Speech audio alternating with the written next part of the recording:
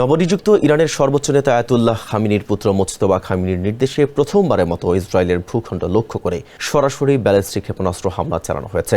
সোমবার পরিচালিত এই আকস্মিক হামলাটি ক্ষমতায় বসার পর খামিনি পুত্রের প্রথম বড় কোনো সামরিক পদক্ষেপ। ইরানের রাষ্ট্রীয় সম্প্রচার মাধ্যম তাদের টেলিগ্রাম চ্যানেলে এই হামলার খবর নিশ্চিত করে ক্ষেপণাস্ত্রের কিছু ছবি প্রকাশ করেছে। সেখানে দেখা যায় নিক্ষিপ্ত ক্ষেপণাস্ত্রের গায়ে লেখা রয়েছে, আপনার সেবায় প্রস্তুত সৈয়দ মোজতবা।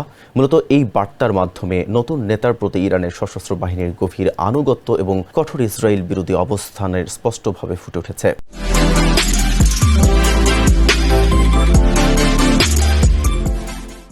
এই হামলার পরপরই ইসরায়েলের জেরুজালেম ও তেল আবিব সহ বিভিন্ন গুরুত্বপূর্ণ শহরে তীব্র সতর্কতামূলক সাইরেন বেজে ওঠে।